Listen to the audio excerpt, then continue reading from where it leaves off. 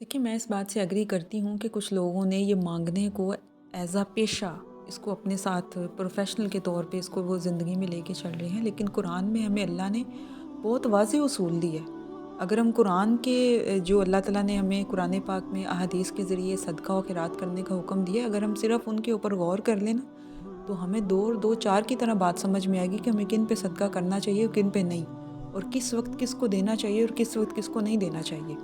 मोटी सी अगर मैं आपको बात समझा दूँ एक कुरान और हदीस के मुताबिक या उसको सामने रखते हुए, तो जब भी आपको सदका करना है, सदका सिर्फ़ माल का नहीं होता। पहले तो ये बात अच्छे से समझ लें कि सदका सिर्फ़ माल का नहीं होता। सदका आपकी सलाहियत का, आपके इल्म का, आपकी जान का, आपके वक़्त का, हर चीज़ का सदका आप निकाल सकते हैं। आपको ये देखना है कि किस वक़्त किसको कहाँ पे कितनी ज़रूरत है, और मैं उसकी किस तरह से कैसे मदद कर सकती हूँ या कर सकता हूँ। बस अल्लाह के लिए नियत करें और उसकी हेल्प कर दें, दैट्स इट। सीधा-सीधा कांसेप्ट है। दूसरी चीज़ जो इसमें याद रखने वाली है, जो एक तरतीब है, उसमें सबसे पहले जो है, अब आपके अपने आएँगे, उसके बाद फिर आपके हमसाए, फिर आपके जो सर्कल है, जो आपके सर्कल के लोग हैं, फिर उसके बाद गैर आएँगे। अब हमारे यहाँ सदक़े का क्या कांसेप्ट है कि अपनों के साथ तो हमारी वो कहते हैं कि तू-तू मैं-मैं चल रही होती है, और ज़रूरत हो भी, चूँकि हमारी उनके साथ कोई ख़्वाहिश नहीं है, हमारी उनके साथ कोई मतलब नहीं है, हमें वो अच्छे नहीं लगते, ज़रूरत है तो रहे, हम क्या करें?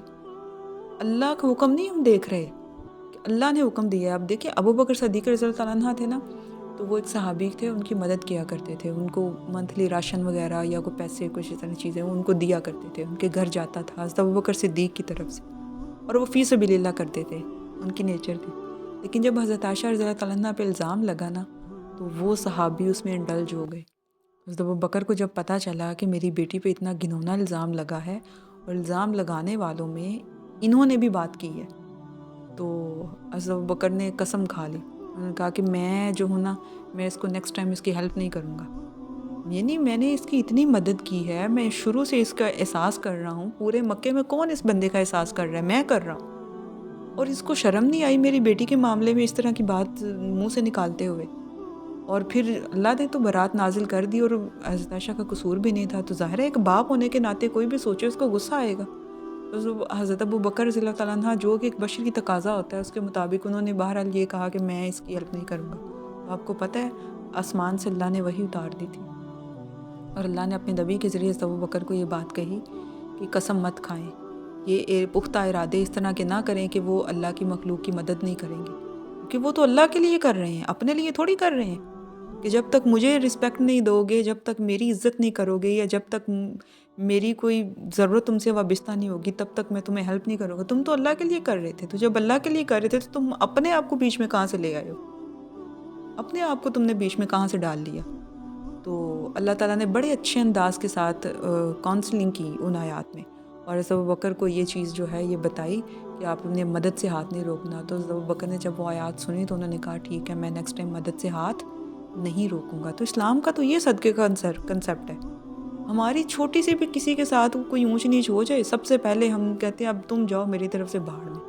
तुम्हारी ज़रूरत है तो रहे, तुम्हारी तकलीफ़ है तो रहे, मैं क्या करूँ? मेरे साथ तुमने ये कहा था ना, तुमने ये किया था ना, तुमने ऐसे, नहीं तो ना सही। और फिर सब इससे भी बड़ी जो बुरी बात है हमारी सोसाइटी में इस हवाले से, वो ये है कि किसी को बताना नहीं कि उस बेचारे से कोई गलती हुई या कोई हुआ, कि चलो उसको इस्लाह के तौर पे उसके साथ बातचीत करके उस मसले को सॉल्व कर लिया जाए कि भाई तुम्हारी ये बात मुझे बहुत बुरी लगी है, मेरे दिल में बड़ी खलल आया, बड़ी दरार पड़ गई है तुम्हारी तरफ से, मैं तुम्हें बुरा नहीं कहती या तुम्हें बुरा नहीं कहता या नहीं समझती या नहीं समझता, तुम मेरे अपने हो, और मैं चाहता हूँ तुम्हारी इस्लाह हो, और तुम फलो फूलो, और तुम बेहतरी की तरफ जाओ। लेकिन तुम्हारी इस बात ने या तुम्हारे इस काम से मेरा बड़ा दिल दुख है, और मैं तुम्हारी कीमत नहीं करूँगी, तुम्हारी पीठ पीछे छुरा नहीं घूमूँगी। इस मामले में मैं खरी हूँ, मैं खरा हूँ। ये चीज़ है, इसको तुम नेक्स्ट टाइम ना करना प्लीज़। थोड़ा सा मेरा इस मामले में मेरी रिक्वेस्ट मान लो। ऐसी बात नहीं हम करेंगे। वो जो भी कोई बात हुई, बस अब उस गरीब को पता ही नहीं, और उसकी वाट पूरे ख़ानदान में लग रही है। जहाँ बैठे बात शुरू, जहाँ बैठ, चाहे वो सास अम्मी है, चाहे वो भाभी है, चाहे वो देवर है, चाहे वो कोई भी हो, नंद हो या कोई भी हो। इतनी बुरी हमारी सोसाइटी के अंदर, ये घरों के अंदर, ये हमारी माँओं को आदत पड़ गई हुई है, हमारी बहनों को ये आदतें पड़ गई हुई हैं, इवन कि मर्दों को भी ये आदत अब जो है ना वो ट्रांसफ़र हो